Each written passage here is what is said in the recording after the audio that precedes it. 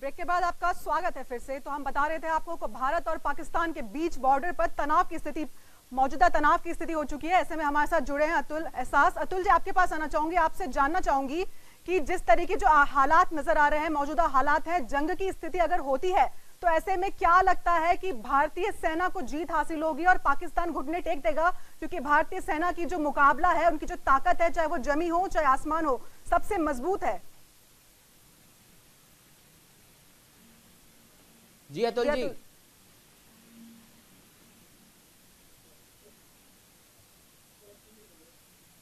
Hello. हम आपको बता दें कि इस समय अतुल जी, हम आपको रोकना चाहेंगे, इस समय बड़ी खबर आ रही है दिल्ली से। बड़ी खबर राजधानी दिल्ली से, जब भारतीय सेना की कार्रवाई से घबराया पाकिस्तान। पाक ने अपनी कई फ्लाइटों को किया रद्द। लाहौर, मुल्तान, इस्लामाबाद, सियालकोट एयरपोर्ट से उड़ने वाली सभी फ्लाइटें की गई रद्द। बड़ी खबर दिल्ली से, जहां भारतीय सेना की कार्रवाई से घबराया और बौखलाया पाकिस्तान। पाक ने अपनी कई फ्लाइटों को किया रद्द। और अगली बड़ी खबर दिल्ली से, वित्त मंत्री अरुण जेटली का बड़ा बयान। अमेरिका लादेन को मार सकता है तो कुछ भी संभव है, ऐसा वित्त मंत्री ने कहा है। आज के हालात में कुछ भी मुमकिन है। आपको बता दें, वित्त मंत्री अरुण जेटली ने एक बड़ा बयान दिया है। उन्होंने कहा है कि अमेरिका लादेन को अगर मार सकता है तो कुछ भी संभव है। उन्होंने कहा है कि आज के हालात में कुछ भी मुमकिन है।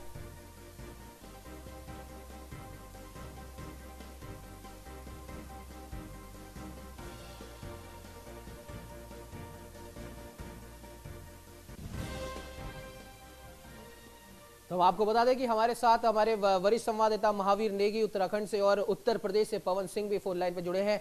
जी पवन जी, मैं आपके पास सबसे पहले आना चाहता हूं। जिस प्रकार से वित्त मंत्री का अभी एक बयान आया है कि अमेरिका अगर लादेन को पाक में घुसकर मार सकता है तो कुछ भी संभव है, क्या मायने निकाले जा सकते हैं इस बयान के? जी उमंग, बिल्कुल एकदम सही कहा है, क्योंकि पूरा मन बना लिया है भारत ने पाकिस्तान से आर पार का लड़ाई के लिए, चूंकि स्थितियां काफी गंभीर हो चुकी हैं। और इससे पहले कई बार इन्होंने अल्टीमेटम भी दिया था और हमारा देश कई बार उनसे शांति वार्ता कर चुका है और शांति वार्ता करते करते बहुत जमाने बीत गए हैं। अभी स्थितियां इतनी गंभीर हो चुकी हैं कि बिना आर पार की लड़ाई लड़े कोई चीज संभव नहीं है। अभी जो फाइटर प्लेन उनका घुसा था उसको हमारे सैनिकों ने मार गिराया है और स्थितियां गंभीर बन गई हैं। और पाकिस्तान इस समय बौखलाहट में है, उसका दिमाग नहीं काम कर रहा कि हम किस स्थिति में जाए और क्या निर्णय लें। उमंग जी बिल्कुल पवन, मैं और महावीर से मैं एक सवाल पूछना चाहता हूं कि आईएसआई ने भी इसी तरफ एक बड़ा बयान दिया है। उसने सभी आतंकी संगठन जो पाकिस्तान में मौजूद है उनको करो या मरो का एक आदेश दे दिया है। तो आपको क्या लगता है कि पाकिस्तान इस तरह की जो हरकतें कर रहा है, पाकिस्तान की खुफिया एजेंसी, तो क्या उसको अपनी सेना पे बिल्कुल भरोसा नहीं है? देखिए उमंग, इस बात के लिए हमें समझना होगा कि पाकिस्तान की स्थिति इस समय कैसी है और हालात क्या हैं वहां पर, क्योंकि हम पहले भी देखते आए हैं कि पाकिस्तान में पाकिस्तान की सरकार नहीं, कहीं ना कहीं आईएसआई ही पाकिस्तान को चलाती है, पाकिस्तान की सरकार को चलाती है। और ये हमने देखा भी है, चाहे वो इमरान खान का जब बयान हो पुलवामा हमले के बाद, 2 बार जब बयान आते हैं तो उसमें साफ दिखाई देता है कि कहीं ना कहीं सेंसर्ड किया गया है, कहीं ना कहीं इमरान खान के जरिए कोई और उनसे बोल रहा है। तो हम इस चीज को समझ सकते हैं कि जिस तरह से आईएसआई ने पाकिस्तान में जो निर्देश दिए हैं उसके बाद से लगातार इस तरह की स्थितियां पैदा होंगी और आगे और ज्यादा विकट स्थिति हो सकती है। और सुरक्षा की और अलर्ट की अगर हम बात करें, क्योंकि उत्तराखंड भी एक अंतर्राष्ट्रीय सीमाओं से लगता हुआ है, यहाँ से चाइना का बॉर्डर भी बहुत नजदीक है, तो कहीं ना कहीं यहाँ पर भी उस तरह का अलर्ट हम देख रहे हैं, क्योंकि लगातार सेनाएं, चाहे वो तीनों सेनाएं हो, हर तरह से अलर्ट का निर्देश यहाँ पर जारी किया गया है। हवाई जो फ्लाइटें हैं यहाँ पर, उत्तराखंड का जो एयरपोर्ट है उसको भी यहाँ पर जो उड़ानें जम्मू के लिए होनी थी उनको रद्द कर दिया गया है। तो कहीं ना कहीं हम कह सकते हैं कि हालात, चाहे उत्तराखंड हो या फिर पूरा देश हो, तो हालात थोड़े से जरूर एक जंग वाले इस समय दिखाई दे रहे हैं। लेकिन भारत के मुकाबले जो हालात पाकिस्तान में हैं वो काफी बद से बदतर यहाँ पर दिखाई दे रहे हैं, क्योंकि जिस तरह की खबरें लगातार पाकिस्तान से आ रही हैं, क्योंकि वहां पर सरकार, खुद की सरकार को वहां के आवाम, वहां के राजनीतिक दल और फिर चाहे आईएसआई है, वो सब घेरने का काम कर रही है और लगातार दबाव बना रही है। और शायद यही वजह है कि हम जिस तरह से देख रहे थे अभी हाल ही में जो अभी फाइटर के प्लेन की तरफ से जो हमले करने की कोशिश की गई थी, नाकाम कोशिश की गई थी, उसमें नुकसान नुकसान पाकिस्तान को ही हुआ है और मुंह की पाकिस्तान को खानी पड़ी है। तो कहीं ना कहीं अब पाकिस्तान हर तरफ से घिरता हुआ दिखाई दे रहा है। हालांकि बौखलाहट हम इसे कहेंगे, और जिस तरह से लगातार यहाँ पर हाई लेवल की मीटिंग चल रही है, चाहे वो पीएम मोदी हो, राजनाथ सिंह हो या फिर निश्चित डोभाल हो, हर तरफ से हम कह सकते हैं कि हर कूटनीति से लेकर सैन्य रणनीति तक हर चीज को ठोस और परख कर यहाँ पर तैयार किया जा रहा है। क्योंकि आने वाले समय जिस तरह का माहौल इस समय दिखाई दे रहा है देश में, तो कहीं ना कहीं जंग की तरफ पाकिस्तान जा सकता है। और पाकिस्तान जिस तरह की हरकतें कर रहा है लगातार, चाहे वो सीज फायर का उल्लंघन हो या फिर फाइटर प्लेन के जरिए हमले की नाकाम कोशिश हो, तो इस तरह ये सब हालात दिखाते हैं कि राकेश, आपके पास आना चाहूंगी। आईएसआई ने आतंकियों को बोल दिया है, फरमान कर दिया है कि करो या मरो। ऐसे में सूत्रों के हवाले से एक और खबर आ रही है कि अलग अलग शहर में धमाके करने की भी फरमान जारी कर दिया गया है। तो ऐसे में सुरक्षा बहुत बड़ी चुनौती हो गई अब। बिल्कुल बिल्कुल, सुरक्षा बड़ी चुनौती तो खैर आज से नहीं है, शुरू से ही है। जिस तरीके से परोक्ष रूप से आतंकियों के इस्तेमाल के साथ में पाकिस्तान लगातार भारत के साथ में सदयुद्ध करता रहा है, तो सुरक्षा भारत के लिए हमेशा ही बड़ी चीज रही है। और बहुत बड़ा देश है और बहुत संख्या में नागरिक यहाँ पर रहते हैं। हिंदुस्तान का अपना एक होता है, अपना एक कद है। ऐसे में सुरक्षा माकूल यहाँ पर हमेशा से रही है। क्योंकि और आईएसआई ने आतंकियों को ऐसा कोई आदेश दिया है, देखिए यकीन मानिएगा आईएसआई ने कब ऐसा आदेश नहीं दिया। आईएसआई ने लगातार ही भारत के साथ सदृढ़ रूप से युद्ध करने के लिए पाकिस्तानी सेना को कभी फ्रंट में नहीं रखा। पाकिस्तानी सेना ने बैक को सपोर्ट दिया और आतंकियों ने लगातार भारत के खिलाफ षड्यंत्र रचा, भारत में आतंक की गतिविधियों को अंजाम दिया। तो ऐसे में कोई नया वर्क आईएसआई की ओर से किया हुआ ऐसा कोई हैरत करने वाली बात नहीं है। लेकिन सबसे बड़ी बात यह है कि अब पूरी तरह से भारत ने जिस तरीके से अपने तेवर दिखा दिए हैं, खास तौर पर स्पष्ट अभी भी की जो कुछ खबरें ऐसी भी आ रही है। अभी आपने केंद्रीय मंत्री अरुण जेटली के बयान के बारे में जिक्र किया था। साफ तौर पर केंद्रीय मंत्री का बयान अपने आप में काफी महत्वपूर्ण है। जिस तरीके से उन्होंने कहा कि अगर यूएस नेवी सील अपने आप में बहुत बड़ा यूएस का ग्रुप है जो कहीं ना कहीं ऑपरेशन को अंजाम देता है। अगर नेवी सील ओसामा को मार सकती है तो भारत के लिए मसूद अजहर या हाफिज सईद बड़ी चीज नहीं है। देखिए, दो टूक रूप से जवाब देना भारत को अब शुरू करना पड़ेगा, अन्यथा 80 के दशक से 2019 का वक्त हो चुका है। कब तक आतंक का दंश झेलेगा? और साफ तौर पर सरकार ने स्पष्ट कर दिया है, सर्जिकल और उसके बाद सर्जिकल स्ट्राइक और उसके बाद एयर स्ट्राइक, कहीं ना कहीं भारत के तेवर बहुत अच्छे हैं। और साफ तौर पर यह भी कहा गया है कि हम युद्ध नहीं सौंप रहे हैं, लेकिन भारत की तरफ, भारत के खिलाफ अगर कोई कार्रवाई होती है तो भारत आपको जवाब देगा। जी पवन जी, आपसे जानना चाहूंगी, आपके पास आना चाहूंगी, जिस तरह के मौजूदा हालात अभी बने हुए हैं, तो मान सकते हैं कि सर्जिकल स्ट्राइक पार्ट 2 शुरू होने वाला है। अगर ऐसा होता है तो भारत के सामने पाकिस्तान को घुटने टेकने पड़ सकते हैं, क्योंकि भारत की जो सैन्य क्षमता है वो पाकिस्तान से कई गुना ज्यादा मजबूत है। जी बिल्कुल अर्पिता, जोड़ना चाहूंगा पवन जी साथ में इसमें एक चीज और मैं जोड़ना चाहूंगा। अभी सूत्रों के हवाले से खबर मिली है कि जम्मू कश्मीर और पंजाब में पुलिस पोस्ट हटाकर वहां पर सेना की तैनाती कर दी गई है। जी पवन जी। जी बिल्कुल उमंग, एकदम पूरी तरह से भारत, वैसे पहले से ही स्थितियां काफी मजबूत थी और भारत में ये रणनीति और मानसिक तौर पे हमारे प्रधानमंत्री जी पहले से ही प्रिपेयर थे, दिमाग मजबूत तरह से बना लिए थे। क्योंकि जो घटना इससे पहले हुई थी, एक बार इन्होंने सर्जिकल स्ट्राइक किया था, उस समय भी जो वाद विवाद और जो आपस में जो टीका टिप्पणी हुई थी उसको लेकर के काफी गंभीर थे। और इनके मन में ये बात थी अंदर से कि हम लोग कोई भी कदम उठाएंगे तो पूरी तरह ठोस उठाना पड़ेगा। क्योंकि ये जो पुलवामा वाला घटना हुआ है, इस घटना से इतना ज्यादा आदमी जो है मानसिक रूप से टेंशनाइज हुए, पूरा देश, पूरे समाज के लोग, कि इसको जल्दी से ही इस कदम को उठाना पड़ा। क्योंकि स्थितियां इतनी गंभीर हो गई कि पूरा देश एक तरफ हो गया और अपना देश ही नहीं, बाकी अपने देश के साथ बहुत सारे देश खड़े हो गए कि ऐसी घटनाएं, जो आतंकवादी घटनाएं हो रही हैं, कि बिना किसी कारण के, बिना किसी बात के, और ऐसी स्थिति में हमारे जो सैनिक मारे जा रहे हैं, ये कब तक होगा। तो इसके लिए इस बार प्रधानमंत्री जी ने पूरा मन बना लिया कि हम इस बार आर पार की लड़ाई पे लड़ेंगे और जो भी कुछ स्थितियां बनेंगी उसको देखा जाएगा क्या हो सकता है। उमंग जी पवन, बिल्कुल। और अभी सूत्रों के हवाले से एक और खबर आई है कि जम्मू कश्मीर और पठानकोट में भी सेना की तैनाती कर दी गई है। वहां पे जो सड़कें हैं वहां पे भी सुरक्षा बलों की तैनाती कर दी गई है और पूरी तरीके से सेना को वहां मुस्तैद रहने को कहा है। और सभी जो हमारे एयर बेस है वहां पर वायुसेना को यह निर्देश दे दिया गया है कि वो 2 मिनट में उड़ान भरने को तैयार रहे। हमारे साथ स्टूडियो में जुड़े हैं हमारे वरिष्ठ संवाददाता अतुल एहसास। अतुल जी, आपका बहुत बहुत स्वागत है। और आपसे हम ये जानना चाहेंगे कि जिस प्रकार से सुबह जो हालात बने थे, पाकिस्तान ने बौखलाहट में बिलबिलाकर एक कार्रवाई कर दी, उसने अपने 3 लड़ाकू विमान भेज दिए, उसमें भी उसको मुंह की खानी पड़ी। और अब आईएसआई के द्वारा उसने सभी आतंकियों को निर्देशित किया कि भारत के सभी बड़े शहरों पर आतंकी हमले करने के लिए निर्देशित किया। तो भारत की ओर से सुरक्षा की दृष्टि से क्या कुछ कार्रवाई जरूरी होनी चाहिए, और क्या आपको लगता है कि पाकिस्तान अपने नापाक मंसूबों में कामयाब हो पाएगा? देखिए, दो चीजें हैं उमंग। सबसे बड़ी बात क्या हो रही है कि यहाँ पर जब कल पाकिस्तान की संसद में वजीर आजम इमरान खान के लिए शेम शेम के नारे लगे, उसके बाद से वजीर आजम कहीं ना कहीं अब बिलबिला चुके हैं और उन्होंने देखा कि मुझे बहुत जल्दबाजी में कुछ न कुछ भारत को जवाब देना पड़ेगा। भारत ने कहीं जवाब दिया तो उसके अगेंस्ट में अगर जवाब देने की बात आई है तो उनको ये नहीं पता था कि हमारी सैन्य शक्ति कितनी मजबूत है, कितनी नहीं है। उन्होंने जल्दबाजी में ये आक्रमण करने की कोशिश करी, परंतु क्या भारत की शक्ति से अभी भी वो अपने आप को कहीं ये सोच रहे हैं कि नहीं हम ज़्यादा मुस्तैद हैं या ज़्यादा अपने तरीके से भारत की शक्ति को हम कहीं चैलेंज कर सकते हैं? ये उनकी गलतफहमी है।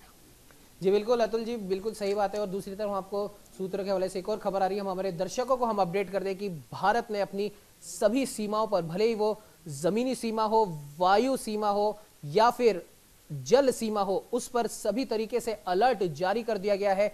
भारत के तीनों रक्षा प्रमुखों को अलर्ट कर दिया गया है, अपने सभी सैनिकों को अलर्ट कर दिया गया है, क्योंकि पाकिस्तान कुछ भी हरकत यहां पर कर सकता है। लेकिन हम आपको बता दें कि पाकिस्तान ने सुबह जो हरकत करी थी, जो दर्शक अभी हमारे साथ जुड़े हैं हम उनको बता दें, पाकिस्तान ने सुबह 10:05 पे सीमा में, हमारी सीमा में घुसने की कोशिश की, लेकिन वो ये भूल गया कि हमारी वायुसेना हर तरह से मुस्तैद थी और पाकिस्तान के जो F-16 जो विमान थे उनको 3 किलोमीटर के अंदर अंदर उन पे जवाबी हमला किया गया। इसमें पाकिस्तान का एक F-16 विमान गिर गया है, मारा जा चुका है, तबाह हो चुका है। वहीं अब सूत्रों के हवाले से खबर आ रही है कि ISI ने सभी आतंकियों को भी यह निर्देश किया कि भारत के हर शहर में, हर बड़े शहर में आतंकी कार्रवाई करें और भारत को इस तरीके से जवाब दें।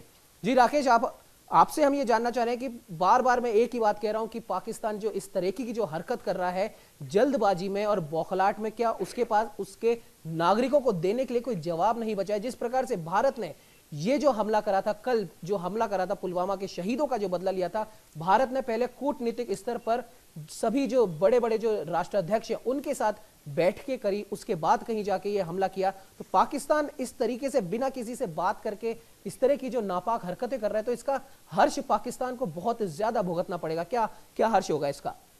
देखिए उमंग, सबसे बड़ी बात तो आप तय मानिए, पाकिस्तान में हुकूमत अब तक जो भी रही है, यानी कि हिंदुस्तान से अलग होने के बाद जब पाकिस्तान नया राष्ट्र बना, तो आज तक जितने भी हुकूमतों ने वहाँ शासन किया है, वहाँ पर ये स्पष्ट रहा है कि जिसने भी खुफिया एजेंसियों की बात मानी, ISI की बात मानी, या आतंक के आका जो अपने आप को पाकिस्तान के रहनुमा कहते हैं, उनकी बात मानी, वो व्यक्ति गद्दी पर बैठा रहा है। जिसने भी वहां पर उनके खिलाफ जाने का प्रयास किया वो कहीं न कहीं हुकूमत से बाहर हो गया। आप जनरल परवेज मुशर्रफ का उदाहरण इसमें ले सकते हैं, नवाज शरीफ का उदाहरण आप इसमें ले सकते हैं। नवाज शरीफ ने जैसे ही अटल बिहारी वाजपेयी के दौर में जैसे ही भारत से संबंध बनाने की पेशकश की, उसी दौरान कहीं न कहीं माहौल दोबारा खराब हुआ।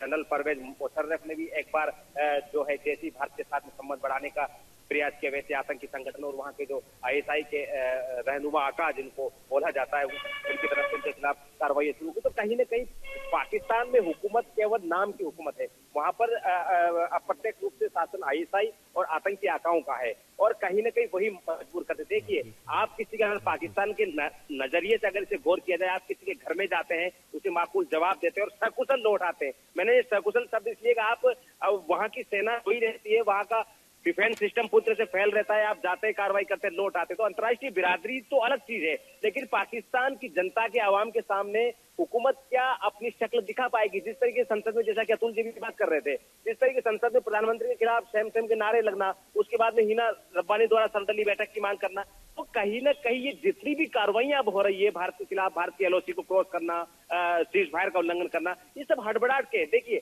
प्लानिंग, सेना की प्लानिंग ऐसे नहीं होती है। भारत में पुलवामा आतंकी हमला हुआ, लेकिन कहीं न कहीं पाकिस्तान बैठा हुआ था अलर्ट, उसे भारत के किसी भी कदम का अंदाजा नहीं था। 12 दिन तक अपने इस गम को छुपाने के बाद में भारत ने आतंकियों के खिलाफ कार्रवाई की है। ये सारा खेल हड़बड़ाहट का है। भारत एक पॉलिसी के तहत काम करता है और आतंकियों के खिलाफ कार्रवाई हुई। देखिए, वैश्विक समुदाय में सीधा मैसेज गया है, भारत ने परोक्ष रूप से पाकिस्तान पर हमला नहीं किया है उमंग, भारत ने आतंकियों के खिलाफ कार्रवाई की है, और वैश्विक रूप से यही मैसेज गया है। खासतौर पर अमेरिका ने भी सावधान कर दिया है, किसी भी प्रकार की सैन्य कार्रवाई अगर पाकिस्तान करना चाहता है तो सावधान रहे। यानी कि वैश्विक जो देश है, जो तमाम जो भारत के देश है, तमाम जो बड़े लीडर्स है, उनका सहयोग मॉरल रूप से भारत के साथ में। ऐसे पाकिस्तान के लिए काफी पसोपेश वाली स्थिति है कि वो आवाम को क्या जवाब दे, वैश्विक समुदाय में अपनी इज्जत कैसे बचाए। अपना जो खास दोस्त चाइना है, उसकी तरफ से कोई मैसेज अभी तक पुख्ता रूप से नहीं पहुंचा, यानी कहीं ना कहीं चारों तरफ से उलझ चुका है। और वाकई में परोक्ष युद्ध अगर होता है तो पाकिस्तान की इतनी हिम्मत नहीं है या इतना साहस या यूं कहेगा वहां के आर्थिक हालात इतने ठीक नहीं है। राकेश एक सवाल खासकर मेरे जहन में आ रहा है कि क्या जिस तरीके से आईएसआई ने आतंकवादियों को खुली छूट दी है, इससे भारत को क्या खामियाजा भुगतना पड़ सकता है? देखिए अतुल जी, सबसे बड़ी बात तो ये कि आईएसआई, मैंने अभी जो बात कर रही थी अर्पिता का भी सवाल था। देखिए आईएसआई ने, मैं एक छोटी सी बात बोलूंगा, आईएसआई ने कब भारत के खिलाफ ऐसे आदेश नहीं दिए? कब आईएसआई ने ये कहा कि भारत के खिलाफ शांतिपूर्ण संबंध होने चाहिए? जिस प्रधानमंत्री ने, जिस वजीर आजम ने भारत के साथ में संबंध अच्छे करने का प्रयास किया, आईएसआई ने उस संबंधों को बिगाड़ा है। आईएसआई वहां पर अप्रत्यक्ष रूप से हुकूमत करती, तो ये भारत के लिए हैरत करने वाली या आश्चर्य वाली बात नहीं है। आतंकियों को ये कहना कि करो या मरो, भारत के खिलाफ परोक्ष युद्ध करो, भारत के खिलाफ बम धमाके करो, आतंकी गतिविधियां करो, तो चला आ रहा है सर। ये 1980 के दशक। राकेश, क्या भारत ये सक्षम है कि बड़े बड़े शहरों में जिस तरीके से ये लोग बिखरे हुए हैं, जिस तरीके से आतंकवादियों ने अपनी जड़ें जमा रखी है, क्या भारत इस लड़ाई से सक्षम है लड़ने में? देखिए अतुल जी, आपका सीनियर जर्नलिस्ट है, आपने भी एक लंबा दौर पत्रकारिता का देखा है। सबसे बड़ी बात तो ये 80 के दशक से 2019 तक हमने कब इनको नहीं झेला?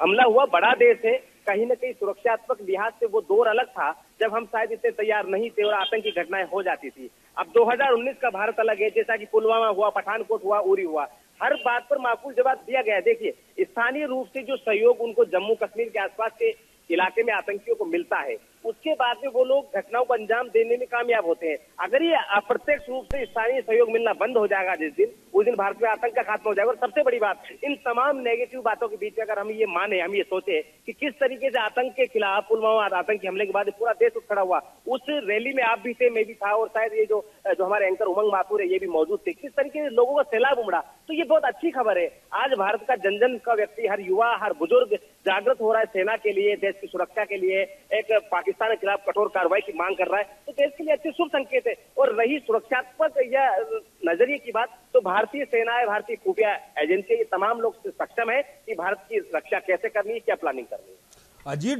अजीत डोभाल पाकिस्तान के चप्पे चप्पे को जानते हैं, क्या ये भारत की सुरक्षा व्यवस्था में कहीं न कहीं भारत की सेना को ये फायदा मिलेगा?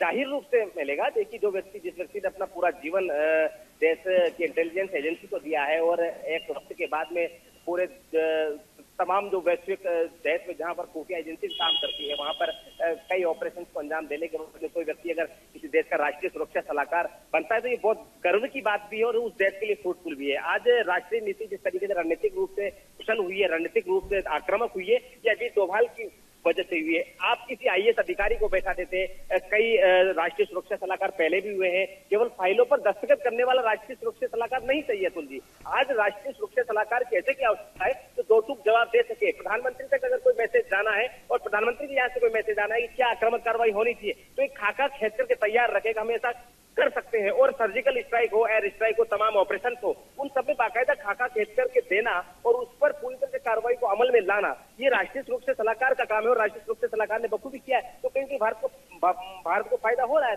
और दूसरी तरफ जब चाइना में द्विपक्षीय वार्ता की बात चल रही हो और वहां पर अगर सुषमा स्वराज वहां पर मौजूद है, क्या आपको लगता है कि जिस तरीके से मेरे से अनुराग ने भी ये सवाल पूछा था और यही सवाल मैं आपसे भी पूछना चाह रहा हूं कि क्या आपको लगता है कि कहीं न कहीं एक नई कोई गणित निकलेगी वहां पर द्विपक्षीय वार्ता में?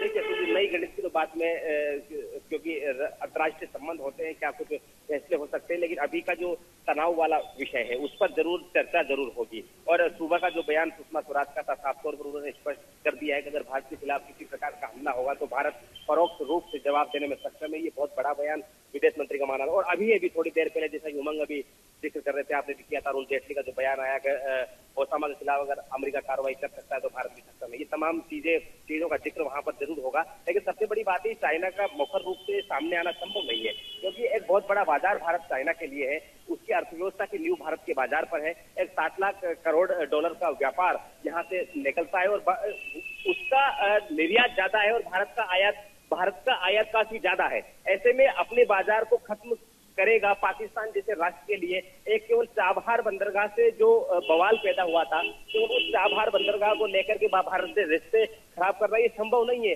जो कॉरिडोर, जो इंटरनेशनल कॉरिडोर पीओके से होकर के गुजर रहा है, वो कहीं न कहीं चाइना के लिए फ्रूटफुल है। और कहीं न कहीं अगर भविष्य में बलूच और सिंध में जाकर के अगर भारतीय सेनाएं वहां तक पहुंच जाती है, तनाव ज्यादा होता है, तो वो इंटरनेशनल कॉरिडोर भारत के हिस्से में आता है। ऐसे में उस जहां पर चाइना एक बड़ा इन्वेस्ट कर चुका है, एक बड़ा मार्केट चाइना अपना डेवलप कर रहा है, ऐसे में चाइना नहीं चाहेगा तो एशिया की बहुत बड़ी शक्ति, उभरती हुई शक्ति जिसको भारत के रूप में जाना जाता है, उसके साथ किसी प्रकार का पंगा लिया जाए। क्योंकि जाहिर सी बात है, अर्थव्यवस्था सबसे अहम होती है। अगर आज पाकिस्तान भी आर्थिक रूप से सक्षम होता तो शायद भारत को आग दिखाने के लायक होता, लेकिन पाकिस्तान की आर्थिक स्थिति पूरी तरह से टूट चुकी है, रीढ़ की हड्डी टूट चुकी है। एक सूचना अंतर्राष्ट्रीय जो बाजार में ये भी है कि पाकिस्तान के जो लड़ाकू विमान है उनमें कच्चे तेल के लिए पैसे तक नहीं है, वहां पर कच्चे तेल की आपूर्ति तक नहीं हो पा रही। ऐसे में किस आधार पर जंग की बात की जा रही है, समझ से बाहर है। राकेश, एक सवाल आखिरी सवाल मेरा आपसे एक और रहेगा कि क्या जिस तरीके से बलूचिस्तान की आपने बात करी, बलूच की बात करी, पश्तो की बात करी, क्या अगर ये युद्ध होता है तो बलूचिस्तान का क्या रोल रहेगा? देखिए, बलूच और सिंध प्रांत जो है ये भारत की पॉलिसी का अहम हिस्सा शुरू से रहा है। पाकिस्तान के अलग होने के बाद जिस तरीके से जम्मू कश्मीर पर कबीलाई आक्रमण हुआ और कुछ हिस्सा पीओके के रूप में पाकिस्तान के पास में चला गया, ये विदेश नीति का प्रमुख मुद्दा रहा है। देखिए, जब राकेश, यहाँ पे आपको बीच में रोकना चाहूंगा। अभी एक सूत्रों के हवाले से खबर आई है, पाकिस्तान सेना का बड़ा बयान आया है कि हम जीत का जश्न नहीं मनाना चाहते, लड़ाई किसी समस्या का समाधान नहीं है, आत्म सुरक्षा में उठाया गया कदम था। तो कहीं ना कहीं इससे लग रहा है कि पाकिस्तानी सेना के अंदर भी आज उन्होंने हिमाकत तो कर दी, मगर उनको माकूल जवाब दिया गया। तो कहीं ना कहीं इस जवाब से पाकिस्तानी सेना भी अंदर ही अंदर डर गई है, तभी ये बयान आया है कि युद्ध किसी समस्या का समाधान नहीं है, हमने आत्मरक्षा के लिए ये कदम उठाया था।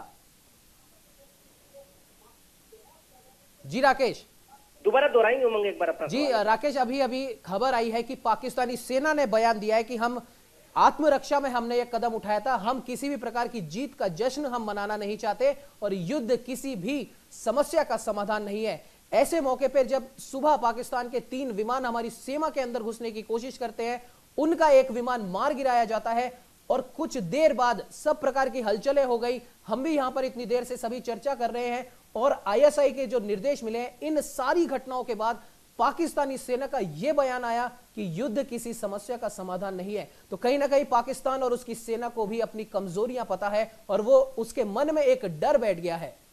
देखिए उमंग, सबसे बड़ी बात तो अगर पाकिस्तान का डिफेंस सिस्टम इतना मजबूत होता या इतना अलर्ट रहता तो मेरे ख्याल से भारत के जो लड़ाकू विमान मिराज वहां पर घुसे, वो इतना अंदर तक जाकर के बालाकोट तक जाकर के बमबारी करके वापस आ गए, तो मेरे ख्याल से सेना अगर इतनी अलर्ट पर होती या सेना इतनी पुख्ता होती और आधुनिक होती तो मेरे ख्याल से ये हरकत भारत की तरफ से नहीं हो पाती। सबसे बड़ी बात तो ये, पाकिस्तान को अपनी हैसियत का अंदाजा है, अपना पता है। आर्थिक रूप से जिस तरीके से हर मोर्चे पर विफल रहने के बाद आपको ध्यान होगा, अभी अमेरिका से उसने सहायता राशि दी है। अभी जो तमाम जो गल्फ कंट्रीज है, वहाँ की जो कोऑर्डिनेशन कमेटी है, वहाँ भी पाकिस्तान पहुंचा था और कहीं ना कहीं नए पाकिस्तान के निर्माण को लेकर के वहाँ पर भी सहायता राशि की मांग की थी। तमाम चीजें हैं। वैश्विक स्तर पर पाकिस्तान पूरी तरह से आर्थिक सहायता के रूप में यूं कहे भीख मांग रहा है और ऐसे में युद्ध के हालात पैदा होना एक बहुत बड़ा एक्सपेंसेस होता है। देखिए, भारत उभरती हुई अर्थव्यवस्था है, इसमें पाकिस्तान के लिए बेहतर यही होगा, जैसा कि हम जिक्र लगातार कर रहे हैं, पाकिस्तान परोक्ष रूप से युद्ध के लिए या घोषित युद्ध के रूप में भारत के सामने कभी नहीं आएगा। अपरोक्ष युद्ध तो हम सालों से झेल रहे हैं, 80 से 2019 हो गया है, लेकिन प्रत्यक्ष रूप से युद्ध सामने नहीं राकेश, आपको बीच में ही रोकना चाहूंगी। उमंग के इन्हीं सवालों पर मैं कुछ ऐड करना चाहूंगी। अतुल जी से पूछना चाहूंगी कि पाकिस्तान इस तरह के बयान दे रहा है कि आत्मरक्षा के लिए कार्रवाई की गई है, साथ ही जो उसने एक और बयान दिया है कि जो विमान क्रैश हुआ है उसमें पाकिस्तान का कोई हाथ नहीं है, 2 पायलट जो है भारतीय पायलट उनके कब्जे में है, तो ऐसे में क्या मायने निकल के आ सकते हैं उनके बयान के?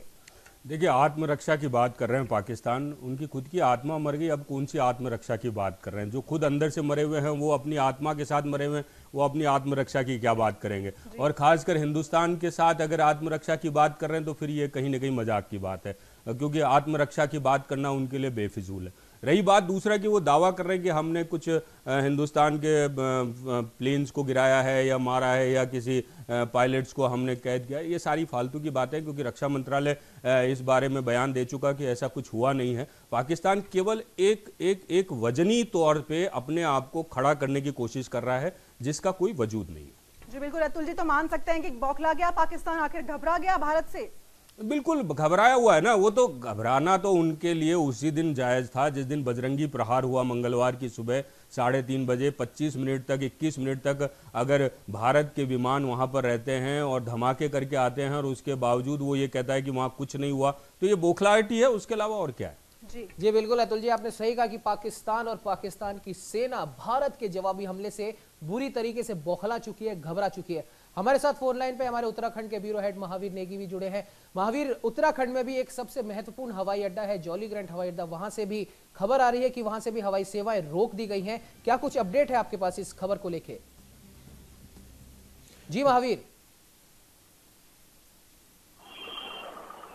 जी महावीर, मेरा सवाल मैं दोबारा दोहराता हूं कि उत्तराखंड में भी एक महत्वपूर्ण हवाई अड्डा है जॉली ग्रांट हवाई अड्डा, खबर आ रही है कि वहां से भी हवाई सेवाएं रोक दी गई है। क्या कुछ अपडेट है आपके पास? हाँ बिल्कुल उमंग, देखिए जिस तरह से पूरे देश में हालात इस समय बने हुए हैं, तनाव की स्थिति लगभग बनी हुई है और सीमाओं पर तो तनाव लगातार बढ़ ही रहा है, तो उसको देखते हुए एक सुरक्षा की दृष्टि से, क्योंकि हर जगह चाक चौबंद व्यवस्था करने की कोशिश की जा रही है, सेनाओं के हाथ में कमान दी जा रही है जहां सेंसिटिव जोन है। और उत्तराखंड की मैं बात करूं तो क्योंकि उत्तराखंड भी एक सीमा अंतर्राष्ट्रीय सीमा से लगा हुआ है, तो यहाँ पर जो हवाई अड्डा है वहां पे भी जो जम्मू और कश्मीर से जुड़ी हुई सेवाएं हैं उनको फिलहाल रोक दिया गया है, अगली आदेश तक रोक दिया गया है। और यहाँ पे सुरक्षा जो है एक तरह से हम कहें तो उसको भी बढ़ा दिया गया है। और सीमाओं की, उत्तराखंड की सीमाओं की बात करूं मैं, क्योंकि जो अंतर्राष्ट्रीय सीमाओं पर लगा हुआ है इस समय चौकसी पूरी, क्योंकि जोशीमठ क्षेत्र पड़ता है यहाँ पर, वो सेना के हाथ में है और सेनाओं की जो गतिविधियां हैं वो एक तरह से तेज हो गई हैं। तो हम कह सकते हैं कि सेनाओं, जिस तरह से सीमाओं पर तनाव देखा जा रहा है, लगातार तनाव बढ़ रहा है, उसके बाद से उत्तराखंड में भी अलर्ट पूरी तरह से कर दिया गया है। चाहे यहाँ पे हवाई अड्डे की बात हम करें या फिर IMA जो एक बहुत महत्वपूर्ण संस्थान है, वहां पे भी लगातार चौकसी बढ़ा दी गई है और हर आने जाने वाले और संदिग्ध जो भी व्यक्ति हैं उनको यहाँ पर लगातार इंटरोगेट किया जा रहा है। तो हम कह सकते हैं कि जिस तरह से सीमाओं पे तो तनाव बढ़ ही रहा है और लगातार जो अंदरूनी सुरक्षा है, जो आंतरिक सुरक्षा है, उस पे भी यहाँ हम देख रहे हैं कि क्योंकि जो खुफिया एजेंसियां हैं उनको खासा अलर्ट यहाँ पे किया गया है, क्योंकि जिस तरह के तनाव लगातार बढ़ रहे हैं तो देश में अंदर भी जिस तरह की बातें लगातार सामने आ रही हैं कि कहीं ना कहीं जो स्लीपर सेल्स हैं या फिर दूसरी इस तरह की जो है आतंकियों से जुड़ी हुई चीजें हैं वो कहीं ना कहीं एक्टिव ना हो जाए, तो उसको देखते हुए जो खुफिया एजेंसीज हैं वो यहाँ पर खासी अलर्ट कर दी गई हैं और लगातार यहाँ पर अंदरूनी तरीके से भी एक तरह से जो एजेंसियां हैं वो यहाँ काम कर रही हैं। जी बिल्कुल महावीर, सही बात है, क्योंकि स्लीपर सेल्स जो हमारे साथ में ही रहते हैं, हमें पता नहीं पड़ता कि ये किसी प्रकार से ये आतंकी घटना को अंजाम दे सकते हैं। सबसे बड़ी इस समय जो हमारे पास में जो समस्या है वो है इन स्लीपर सेल को पॉइंट आउट करना और उन्हें खत्म करना। हमारे साथ उत्तर प्रदेश से ब्यूरो हेड पवन सिंह भी जुड़े हैं। पवन जी, आगरा और बरेली हवाई अड्डे पर क्या कुछ चल रहा है इस समय? जी उमंग, इस समय वहां पे भी हाई अलर्ट घोषित कर दिया गया है और उत्तर प्रदेश के जितने भी प्रमुख शहर हैं, लखनऊ को लेकर के, राजधानी को लेकर के, पूरे प्रदेश में हाई अलर्ट जारी कर दिया गया है सुरक्षा के कारणों को देखते हुए। और चूंकि सबको मुस्तैद कर दिया गया है कि कभी भी कोई भी ऐसी स्थिति उत्पन्न हो सकती है जिसके लिए हम लोग एकदम पूरी तरह से तैयार रहें, क्योंकि यहाँ बरेली और आगरा का एयरपोर्ट काफी जो है सेंसिटिव है, इसलिए उसको स्पेशली देखा गया है। इससे पहले भी चूंकि बहुत सारी उड़ानें, बहुत सारे लड़ाई को देखते हुए स्थितियों को जायजा कर लेते हुए इस समय स्थिति पूरी तरह से पूरे प्रदेश में जो है हाई अलर्ट घोषित किया गया है। जी बिल्कुल पवन जी, जिस तरीके से प्रदेश में रेड अलर्ट घोषित किया जा चुका है, तो ऐसे में हम बात करते हैं अगर स्थानीय नागरिकों की, आम नागरिकों की, तो उनके लिए क्या सुरक्षा के चाक चौबंद किए जा चुके हैं अब तक? इसके लिए अभी एक बार मीटिंग हो चुकी है प्रदेश में, क्योंकि स्थितियां ऐसी हैं कि उत्तर प्रदेश काफी बड़ा प्रदेश है और इसके कई शहर बड़े हैं और प्रमुख शहरों को सुरक्षा को देखते हुए इंटरनल मीटिंग करके और एक निर्णय लिया गया है कि चौकसी बरत दी जाए। जितने भी चौराहे हैं, जितने भी प्रमुख स्थान हैं, जितने भी मॉल हैं और जहां जहां पे बड़े सरकारी डिपार्टमेंट हैं या लोगों का आना जाना जहां पे है, रेलवे, एयरपोर्ट और हॉस्पिटल, इन सबको प्रमुख तौर पे अलर्ट किया गया है और वहां पे स्पेशली अलाउ और अलग से फोर्स लगाई गई है जिससे कि हम लोग पूरी तरह से निगरानी कर सके, कोई ऐसी संदिग्ध घटना या कोई ऐसी बात ना आ पाए सामने, जिससे कि हम लोग पूरी तरह से सुरक्षित रहे।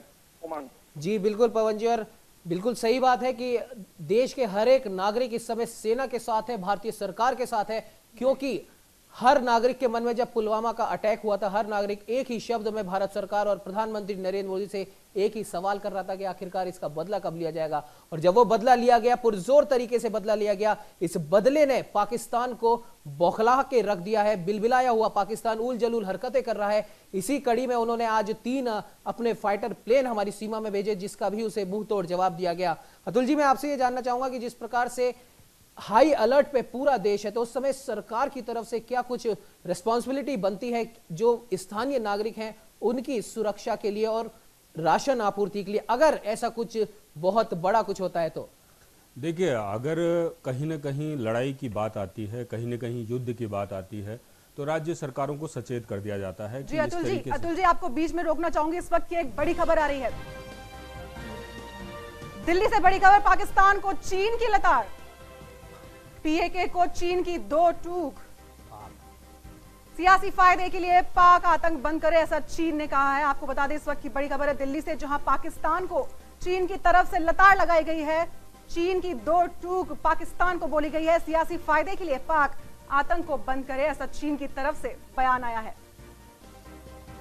जी अतुल जी, मैं आपके पास वापस आता हूं। अभी ये जो बड़ी खबर आई है कि आखिरकार पाकिस्तान को उसके सबसे करीबी दोस्त ने भी लताड़ लगा दी है कि सियासी फायदे के लिए आतंक का इस्तेमाल बंद करे, तो क्या कुछ मायने निकल सकते हैं इस बयान के जो चाइना की तरफ से आया है?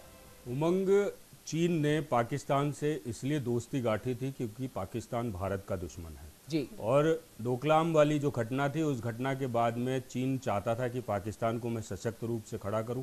जिस दिन भी मुझे अगर हिंदुस्तान के साथ या भारत के साथ कभी भी युद्ध करने की कोशिश करनी पड़े या युद्ध करने की जहमत करनी पड़े, तो मैं पाकिस्तान को अपने साथ मिला लूं। परंतु आज जब सुषमा स्वराज वहां पर है और द्विपक्षीय वार्ता चल रही है, द्विपक्षीय वार्ता की बात चल रही है, तब उनको ये लगा होगा, चाइना को खासकर ये लगा होगा कि भारत मेरा वो सबसे बड़ा देश है जहां पर मैं अपनी सबसे बड़ी माल की खेप खपाता हूं। अब जिस तरीके से राकेश अभी बता रहे थे, राकेश ने कहा कि कहाँ 60,000 करोड़ के आसपास का जो उनका बिजनेस है, अगर वो उसको ठप नहीं करना चाहते हैं, वो ये नहीं देखना चाहते हैं कि मैं केवल पाकिस्तान के लिए अपने बिजनेस को या अपनी अर्थव्यवस्था को हिलाऊं, इसलिए उन्होंने 2 टूक जवाब दिया।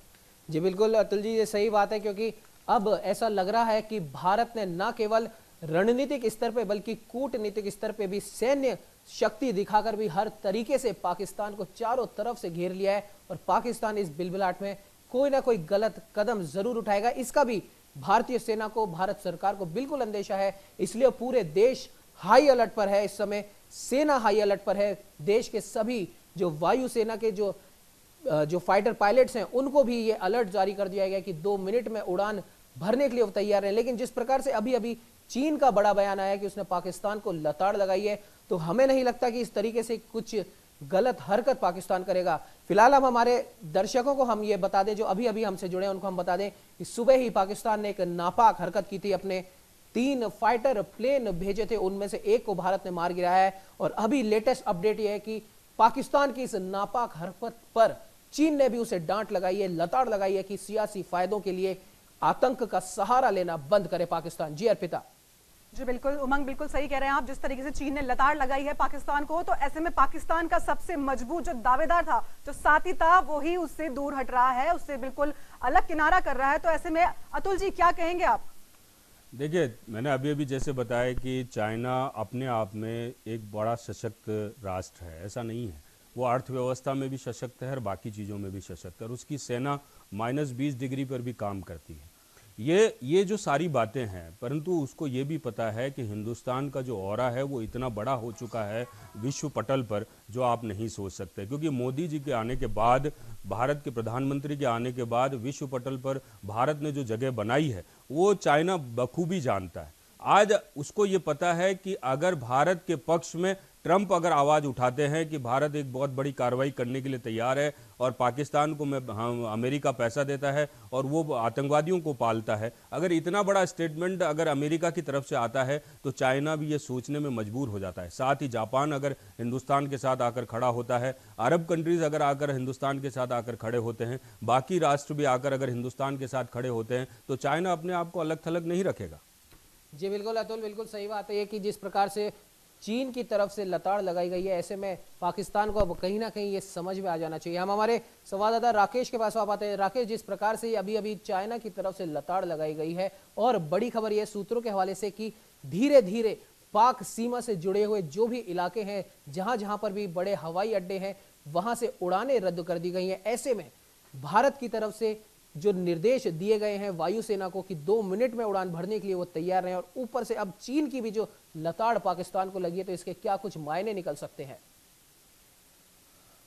जी राकेश।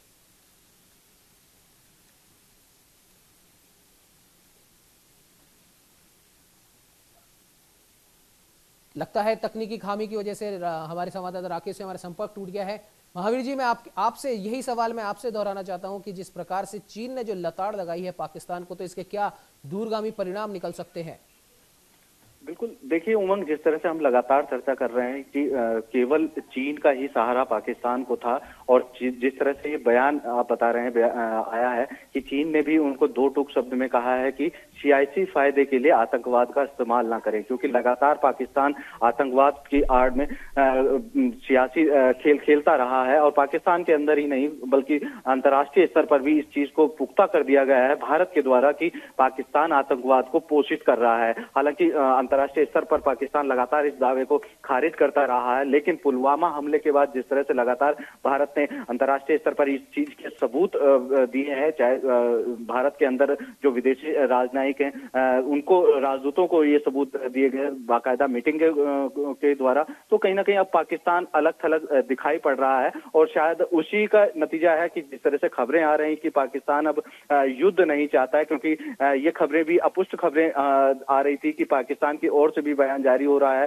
कि पाकिस्तान की सेना की ओर से कि युद्ध किसी भी समस्या का समाधान नहीं है, और यही वजह है कि क्योंकि जिस तरह से पाकिस्तान को केवल चीन का सहारा था और चीन ने भी पाकिस्तान को अलग थलग छोड़ दिया है, तो उसके बाद अब शायद पाकिस्तान के पास कोई चारा नहीं बचता है, तो अब वो कहीं ना कहीं इस बात को और ज्यादा जोर दे रहा है कि शांति ही किसी समस्या, शांति से वार्ता करना ही किसी समस्या का समाधान हो सकता है, और युद्ध किसी वार्ता का समाधान नहीं हो सकता है। तो हम कह सकते हैं कि अब फिलहाल पाकिस्तान डिफेंसिंग मूड पर जाता हुआ दिखाई दे रहा है, लेकिन जिस तरह से ISI की धमकियों को भी हम, जिस तरह से ISI ने निर्देश अपने आतंकी संगठनों को किया हुआ है, तो कहीं ना कहीं उनको भी नजरअंदाज नहीं किया जा सकता है। तो उसको देखते हुए भारत में जरूर अंतर्राष्ट्रीय सीमाओं पर चौकसी बढ़ गई है, सेना को अलर्ट कर दिया गया है, एयरफोर्स को अलर्ट मोड पर कर दिया गया है। तो हम कह सकते हैं कि किसी भी स्थिति से निपटने के लिए भारत पूरी तरह से तैयार है, लेकिन फिलहाल की स्थिति में हम देख रहे हैं कि पाकिस्तान बैकफुट पर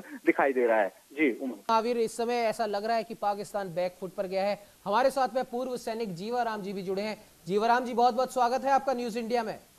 धन्यवाद जी।